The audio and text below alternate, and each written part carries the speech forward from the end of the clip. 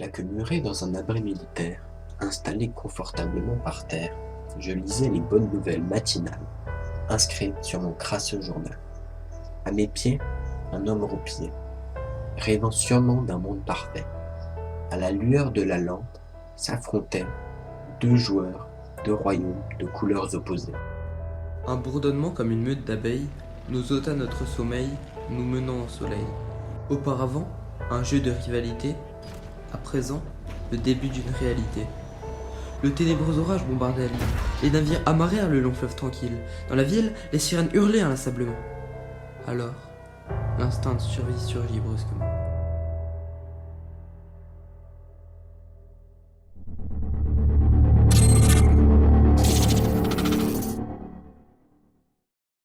Âgé de 95 ans, Kuniyoshi Takimoto, ancien mécanicien de l'armée japonaise, assurait l'entretien des appareils le jour de l'attaque. Pour nous les mécaniciens, les tâches étaient les mêmes qu'on soit réellement en guerre ou à l'entraînement. C'est pour ça que je n'ai rien senti de particulier. Quand je suis rentré au pays à la fin du mois de décembre, on a été accueillis par des rangées de drapeaux. C'était la fête. Mais face à cette effervescence générale, je me suis vraiment demandé ce qu'un pays comme le nôtre pourrait faire face à un ennemi aussi puissant. Nous n'étions pas des hommes à leurs yeux. Les soldats en bas de l'échelle comme nous étions considérés comme des objets jetables. Il y a un point sur lequel j'insiste quand je parle aujourd'hui aux jeunes. Ne vous laissez surtout pas avoir par de belles paroles.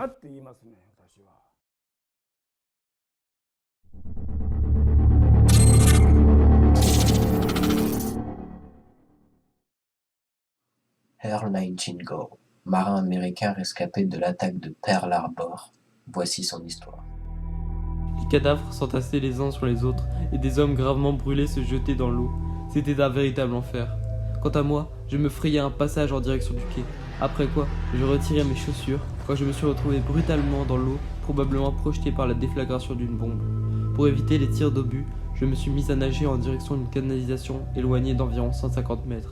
J'étais à mi-chemin quand mes forces m'ont totalement abandonné. Les équipements et l'état de choc dans lequel j'étais avaient épuisé ma résistance. Et j'étais sur le point de couler lorsque le major Chapelet, qui nageait à mes côtés, vit ma détresse.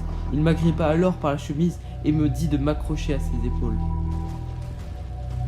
Nous étions peut-être à 25 pieds de la canalisation lorsque les forces du major l'ont abandonné. Voyant qu'il peinait, j'ai cessé de m'agripper à lui en lui disant de continuer seul. Il s'est arrêté, m'a saisi par la chemise en refusant de m'abandonner. Sans le major, je serais mort noyé. Nous avons finalement atteint la plage où un marin nous a guidés vers un abri antinucléaire.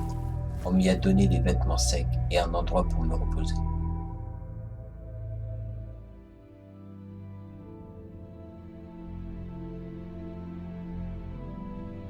Les Américains étaient abattus le mois qui suivait l'attaque, étant donné qu'ils prenaient conscience que malgré leur puissance, ils pouvaient se faire attaquer sur leur territoire.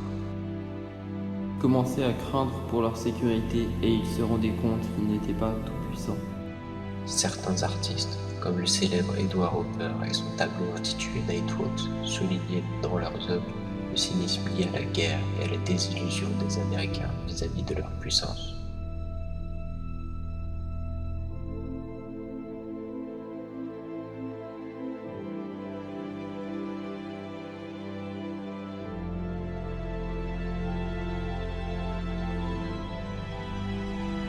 Voyant les Américains apeurés et démoralisés, le gouvernement créa des affiches de propagande destinées à unir et à motiver la population pour la revanche.